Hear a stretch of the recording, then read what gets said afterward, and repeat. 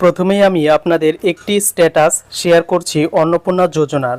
তো এই মহিলা যিনি আবেদন করেছিলেন তার স্ট্যাটাসে দেখাচ্ছে ফর ফার্দার ভেরিফিকেশন, এবং ঠিক তার নিচে কেন তার ফার্দার ভেরিফিকেশন আছে সেটা কিন্তু লেখা রয়েছে, more than 3 rooms in urban area. তো এই কথাটি লেখা রয়েছে, অর্থাৎ তার আরবান বা শহর এলাকায় কিন্তু 3টির বেশি রুম রয়েছে, সেই কারণে তার কিন্তু আবেদনের টাকা ঢোকেনি। তো এবার বিস্তারিত শেয়ার করছি কেন এই স্ট্যাটাসটি প্রথমে আমি শেয়ার করলাম। বর্তমানে অন্নপূর্ণা যোজনার অ্যাপ্লিকেশন লগ ইন করলে এখানে অপশন রয়েছে অবজেকশন অ্যান্ড ক্লেম অপশন।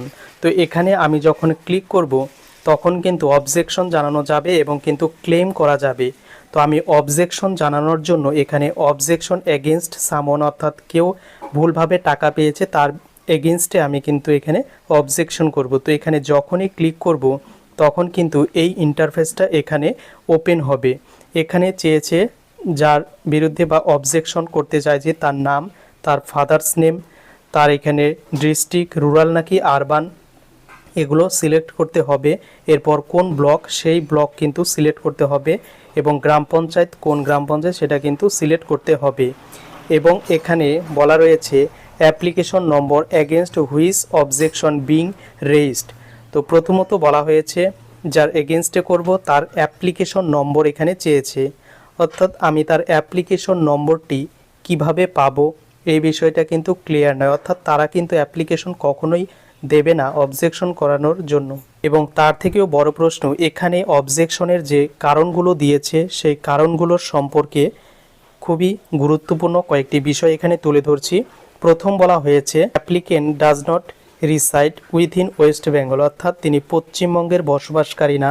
এবং দ্বিতীয় বলা হয়েছে নট এলিজেবলের জন্য, এলিজিবিলিটির জন্য সেখানে 25 থেকে 60 বছরের মধ্যে না, তার কম বা বেশি হয়ে গেছে। এবং তৃতীয় কারণ বলা হয়েছে যে সে কোনো পার্মানেন্ট গভর্নমেন্ট এমপ্লয়ি বা রেগুলার স্যালারি বা পেনশন হোল্ডার বা কোনো গভর্নমেন্ট বা স্ট্যাটিউটরি বডি এই সমস্ত পোস্ট হোল্ড করছে, বা তিনি হচ্ছে টিচার।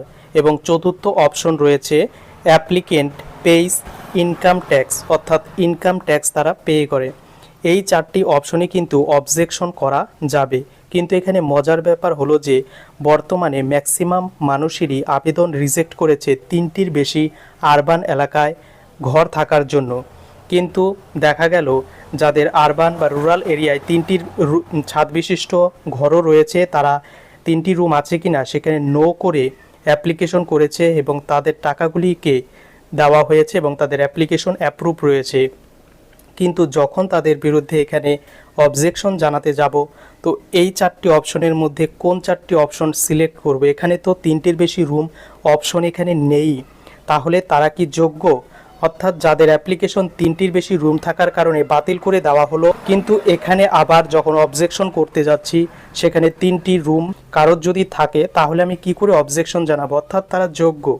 এখানে কিন্তু 3টির বেশি রুমের অপশন দেওয়া হয়নি অবজেকশন করানোর জন্য।